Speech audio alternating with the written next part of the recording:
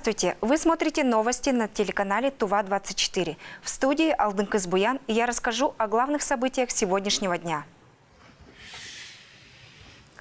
С каждым годом тех, кто хранит живые воспоминания о войне, становится все меньше. Ежегодно в России в День памяти и скорби проводится акция «Красная гвоздика». Это память и помощь ветеранам Великой Отечественной войны и боевых действий. Смотрите материал Айсу Монгуш. Вы можете купить вот такой вот красный значок гвоздики, и при этом вы можете помочь ветеранам боевых действий. Деньги, которые пойдут в этот фонд, фонд поддержки ветеранов. Вот можете, сколько стоит любая сумма, можно за любую сумму купить этот значок. Акция «Красная гвоздика» – это прежде всего символ нашей памяти и гордости. Волонтеры распространяли значок «Красная гвоздика» по всей стране, чтобы собрать средства в фонд памяти поколений и направить на медицинскую помощь ветеранам России. На медикаменты, инвалидные кресла-коляски, слуховые аппараты, протезы и многое другое. 9 мая стартовала акция «Красная гвоздика». Сегодня, 22 июня, завершаем акцию «Красная гвоздика» в День памяти и скорби. Совместно с Министерством труда и с волонтерами Победы мы проводим эту акцию ежегодно по всей России. В Туве акция началась 9 мая, в День Великой Победы, и завершилась 22 июня, в День памяти и скорби. Благодаря этой акции жители Тувы могли поддержать ветеранов, сказать спасибо за мирное небо над головой. Собранная сумма еще неизвестна, но организаторы утверждают, что любое пожертвование поможет ветеранам. Айсу Монгуш, Буян Ойюн, Ангар Ожак, телеканал Тува-24. Никто не забыт, ничто не забыто. В День памяти и скорби на площади Победы в Кызыле возложили цветы к вечному огню. В церемонии принял участие в Рио главы Тувы Владислав Ховалых. Смотрите далее.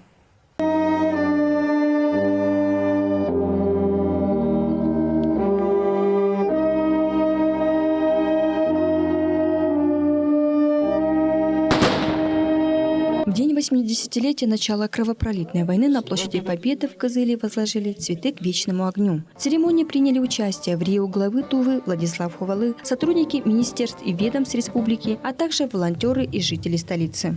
Тувинская Народная Республика стала первым иностранным союзником Советского Союза. Тысячи воинов из Тувинской Народной Республики отправились на фронт. Еще больше тружеников тыла отдали свои силы и здоровье во имя победы. Мы являемся их наследниками, и наша обязанность защитить страну, защитить историческую память. Я уверен, что наша молодежь продолжит дело дедов и прадедов. Здесь, где стоят бюсты героев и стелы с именами участников той войны, вспомним сегодня тех, кому безмерно благодарны за все, что они сделали для страны, для каждого из нас. Великая Отечественная война продолжалась 1418 дней и ночей, в которой было безвозвратно потеряно около 27 миллионов человек. Ценой этой победы явились человеческие потери, людские страдания и боль, выпавшие на долю людей. Нет ни одной семьи в постсоветском пространстве, которых не коснулось горе. Мы скорбим по всем, кто ценой своей жизни выполнил свой долг, защищая Отечество. Никто не забыт, ничто не забыто. День памяти и скорби в России официально утвержден 8 июня 1996 года, а 22 июня 1941 года по решению Великого Хурала Тувинская Народная Республика стала первым иностранным союзником Советского Союза, объявив войну нацистской Германии. Это день памяти и скорби о 27 миллионах погибших и подвигах тех, кто выполнял свой долг, защищая Родину. Сражались с фашистами и воины из Тувы. Я участвовал в этом мероприятии, потому что я считаю, это мой гражданский долг помнить и проносить сквозь года эту ужасную дату, когда на нашу страну, на СССР напал враг Германия. Мы являемся наследниками. Наша обязанность – хранить память о наших доблестных защитниках. Наша обязанность – защищать и сохранять историческую память о них. Никто не забыт, ничто не забыто. так должно быть. Мы отдаем дань уважения и признательности всем, кто прошел через все тяготы и лишения страшной войны, кто погибал и не сдавался ради победы и мирного неба для своих детей. Айсу Монгуш, Буян Оюн, Ангар Ожак, телеканал Тува-24. В Туве прошла акция «Свеча памяти». На площади Победы в Кызыле собрались ветераны, военнослужащие, волонтеры и жители столицы. В полночь они зажгли символичные памятные свечи, и маленькие огоньки сложились в слово «Помним». Минутой молчания собравшиеся почтили память земляков, отдавших жизни в годы Великой Отечественной войны за свободу нашей Родины, рассказывает Инна Клоян.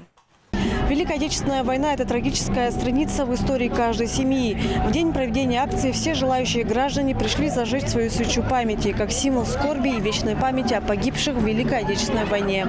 22 июня в России отмечается День памяти и скорби. Ровно 80 лет назад нацистская Германия без объявления войны напала на Советский Союз. В этот день по всей стране состоялись памятные мероприятия. На зданиях госучреждений были приспущены государственные флаги, на жилых домах вывешены траурные ленты, а также отменили развлекательные мероприятия. В знак того, что мы помним о тех страшных днях и подвигах наших предков, ежегодно 1000 людей собираются в День памяти и скорби и зажигают свечи в вечерней тишине. На нашу страну напали фашистская Германия, да, мы обязаны помнить этот день и передавать молодежи, подрастающее поколению, передать этот день, что это горе наступило в нашу великую страну, Советский Союз. И каждый дом, каждую, наверное, семью это день затронул.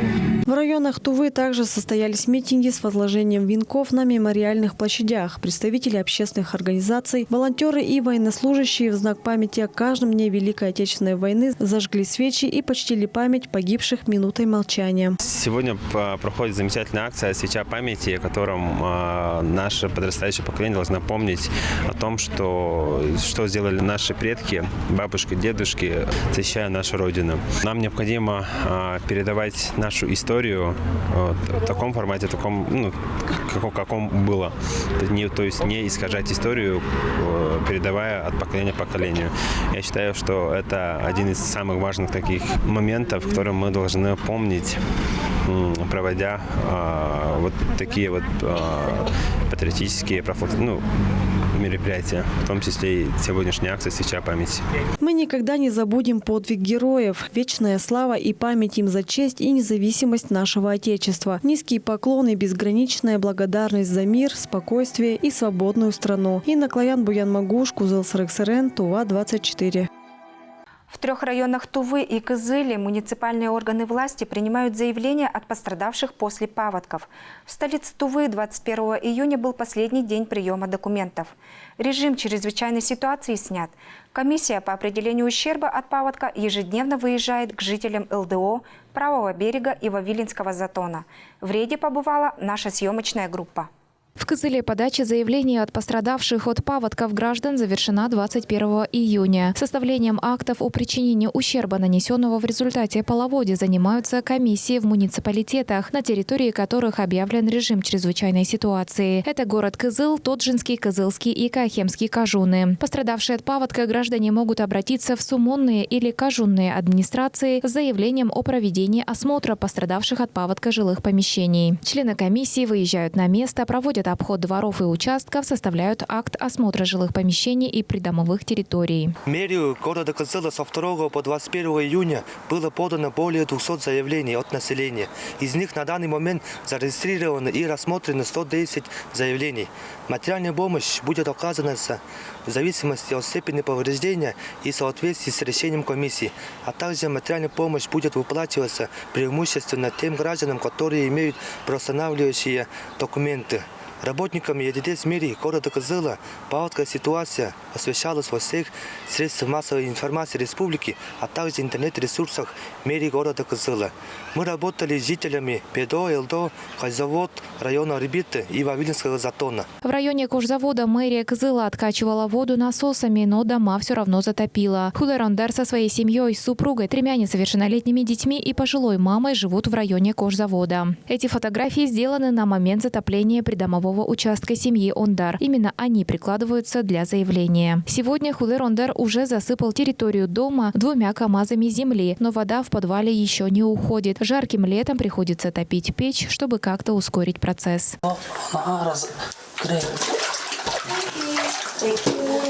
В семье Оюн 6 малолетних детей. Их дом находится в правобережных дачных обществах в СНТ-5. С маленькими детьми жить в затопленном доме небезопасно, поэтому семья сняла жилье по улице Лобсанчапа. Оплатят ли за арендную плату пострадавшим, пока неизвестно. Несмотря на сложную ситуацию, молодая мама Аржана Оюн благодарна единой дежурной диспетчерской службе мэрии за оперативную помощь. Заявление я написала неделю назад. Дежурный ЕДДС приехали в 3 часа ночи. 2 сотрудника перевезли нашу семью с 6 детьми. Мы с мужем собрали вещи первой необходимости и также переехали в съемную квартиру. Так как мы переложили пол, сделали повыше, воды в доме нет. Но, как и у соседей, в подвалах и во дворе вода стоит. Всю бытовую технику мы подняли повыше. Чтобы ничего не украли, за домом присматривает брат. В этом году комаров стало слишком много. С детьми особенно тяжело находиться на улице. По соседству с ними живет Нина Якушина, которая за 15 лет проживания здесь такого масштаба бедствия не припомнит. Мэрия Кызыла доставляла продукты питания пострадавшим многодетным семьям и пожилым людям. Жители дачных обществ отмечают, что многое зависит от председателей садовых товариществ. За всю житье здесь было всего 2-е наводнение такое. Были, конечно, наводнения, но это только была грунтовка. А то, чтобы вот так затопило, это грунтовая вода пришла к нам уже 2-й раз. Она уже уходила, а сейчас пришла она 2-й раз. Ну, приходили к нам с мэрии, с пожарной части, волонтеры, с МЧС приходили, помогали. Ну, как бы сразу начали откачивать воду, и сразу начала вода убывать. В погребе, вот у нас 7 метров погреб, он сразу начал убывать вода.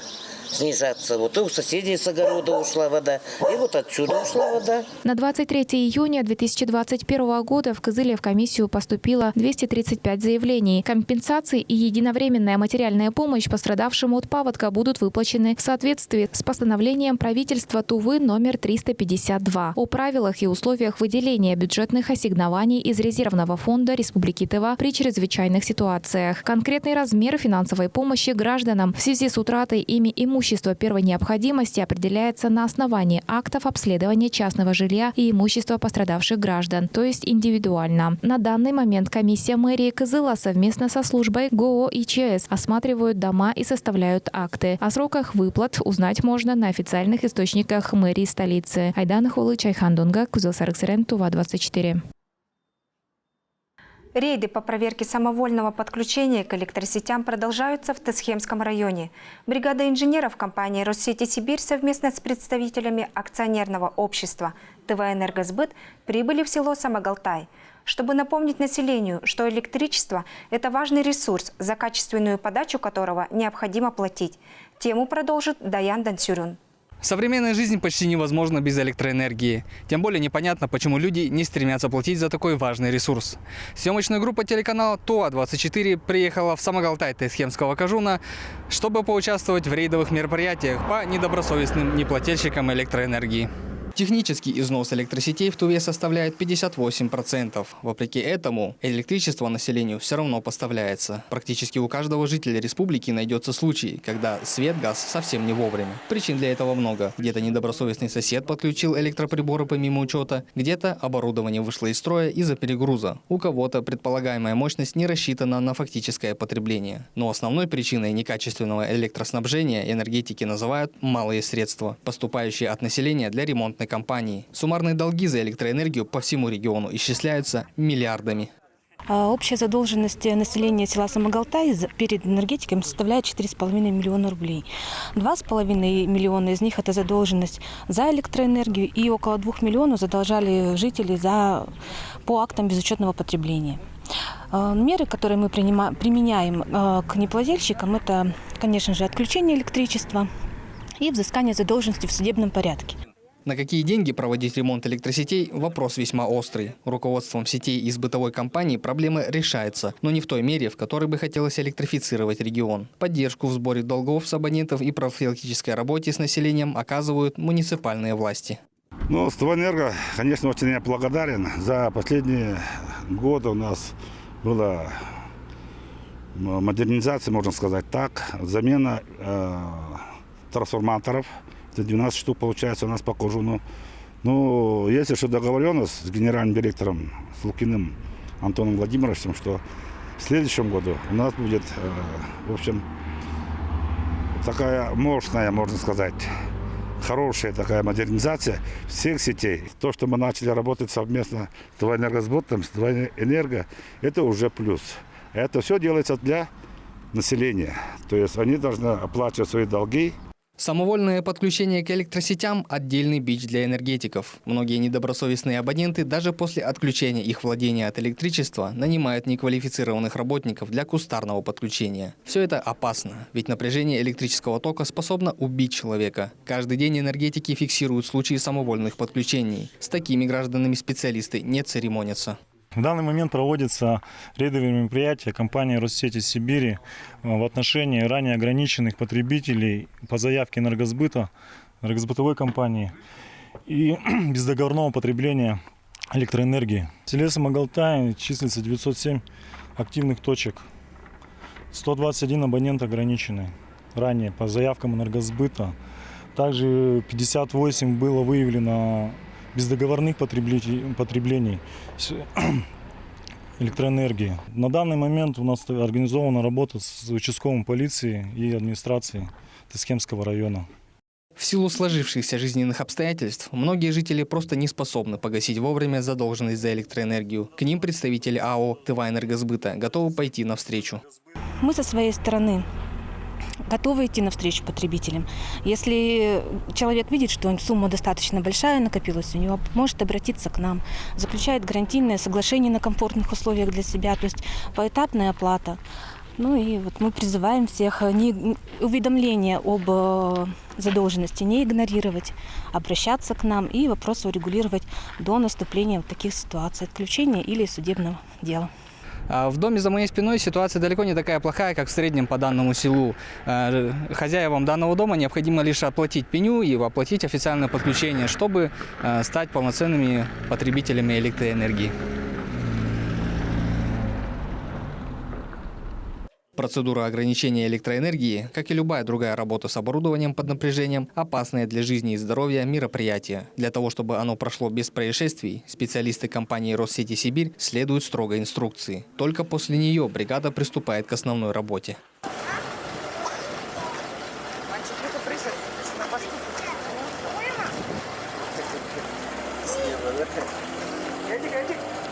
Рейды по неплатежам и самовольному подключению к электросетям энергетики проводят каждый день. Абонентов отключают от электроэнергии и за бездоговорное и безучетное потребление ресурса. Необходимо понимать, что подключиться официально и законно потреблять электричество в разы дешевле и спокойнее, нежели воруя каждый день, сидеть на иголках и ждать визита энергетиков. Рейды в Туве будут продолжены. Даян Дансурюн, Владимир Сюртук, Ангар Оржак, Тува-24.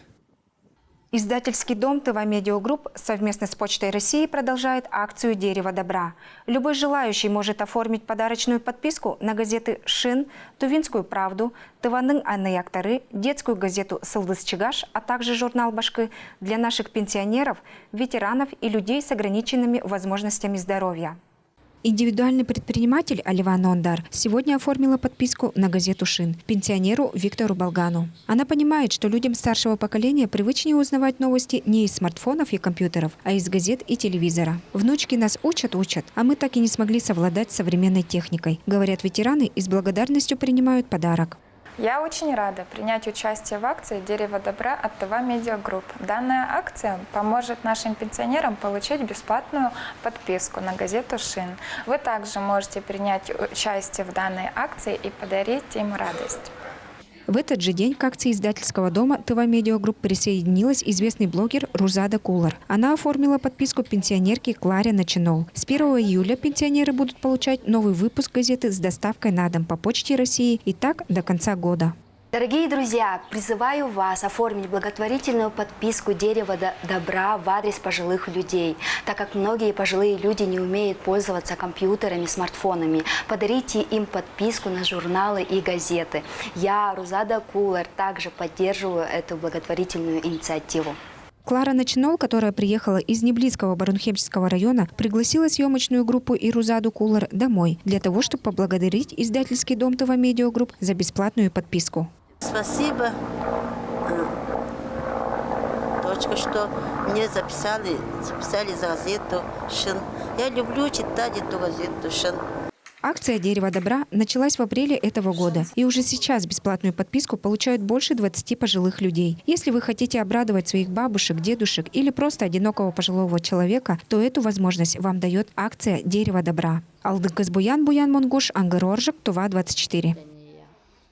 А на этом у меня все. Следите за нашими новостями в социальных сетях. Пусть завтра будет лучше, чем сегодня.